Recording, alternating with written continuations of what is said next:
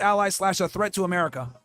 Hey, how are you? What's up? Super quick question. So you just mentioned that, I just want to go back to what you were just talking about. I feel like with what you said is that women already know that no matter what they do, there's always a guy for them. So wouldn't that be males? Like, it wouldn't be like our fault, the fact that women can act like this and still get a man? Because if you think about it, like, even like the worst type of woman can still find a man, but the worst type of man will never find himself a girl. So wouldn't it be our fault and not theirs that we're kind of like, we're the reason why it's built like this, the system itself? Yeah, no, I mean, that's a fantastic point, right? Like, lower status men are going to take whatever they can get, right? Exactly. But even though this isn't really a good thing, I guess, female hypergamy disqualifies those guys. Does that make sense? So, like, even if she's a 304, I think men need to understand that women are unaware of their sexual market value, right? Well, so, I agree, yeah. Like the problem is that, here's the disconnect.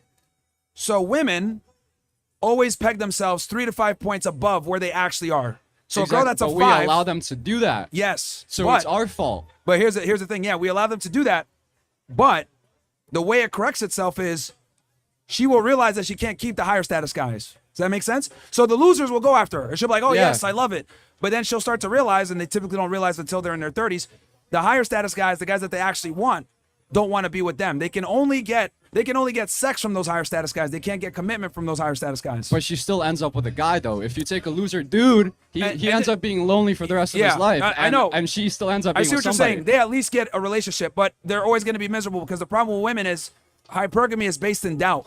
So since they're never going to be satisfied, they'll have that guy as I call that a placeholder boyfriend. They'll have the placeholder boyfriend, right? Okay, that's but they the still have phenomenon. one. I call the placeholder boyfriend phenomenon. Okay. He'll be there, but she's never going to be satisfied. But I feel like as long as they have that, nothing's going to change. Why would they change? I mean, they're not satisfied, but they're still going to stay there. Because No, that's a valid point. So and I how do agree we with even that. change that?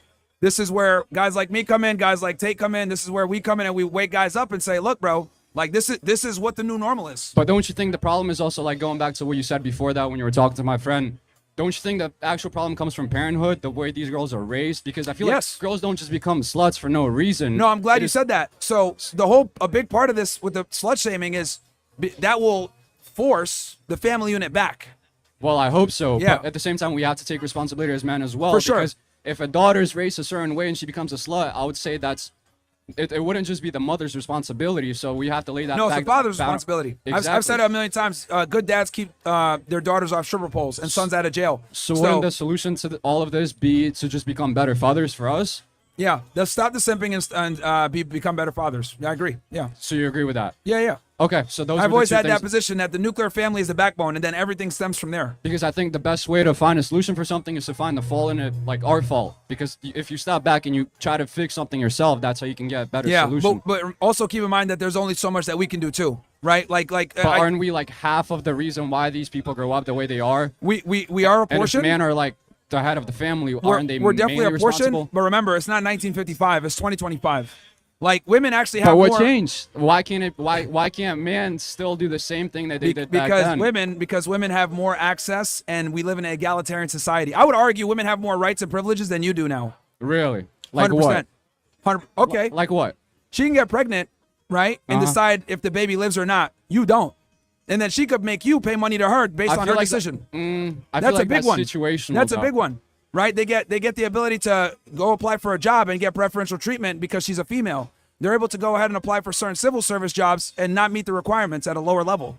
So I see what you're saying. Like, we should be acting like we're the better ones. But what I'm telling you is that society has not acknowledged that. And I would argue we've overcorrected to the point where women have more rights and privileges than men nowadays. So how do we go about changing that? Because I mean, just talking about it is not going to solve the problem. Yeah, you're right. You're right. You got to put people like me in office, bro. Put the women back in the kitchen. I see. You need honest politicians that are realists. You need people that are gonna go ahead and like really identify the problems, not be scared about the political correctness, and call it like it is. If I'm gonna be honest, I don't think women should vote. I think we should make them damn near second-class citizens, because the reality is that they're not equal to us in any way, but they get all the same rights and privileges and everything else like that with almost none of the consequence. So I think what we need to do is get back to a situation, and you kind of said it, you're just not saying it like I am, because you said it, well, aren't we the men and we're supposed to be the leaders, and if the buck stops with us? Yeah, you're right. But for us to be able to take that responsibility, right, or take that power, we need to have the authority. And the problem is that you're calling for a certain level of authority that we don't have anymore. But aren't women like rebellious creatures? And if we do something like No, that, they're they not. would only be worse. No revolution was ever fought by women, Okay. ever. So those were the 2 points I had. I'll be back if anything. Yeah, but I agree with you. No, good points, bro. Like I agree, but like my thing is like it starts with the men actually letting women know that they're different and they're not the same as us. I think if we start with blank slate equalism, that's where everything fails, because they're inherently not equal. What do you mean? What's that term? So we live in a society where men and women are 100% equal. That's that's really? where we start. That's where we start. Okay. Most people believe in blank slate equalism. You think most people believe Most in that? people believe in blank slate equalism, 100%. Yeah. But I feel like if we would have asked all the people here, I feel like it would be the opposite of that. I don't think you understand how blue pill society is, bro. But are they the majority though?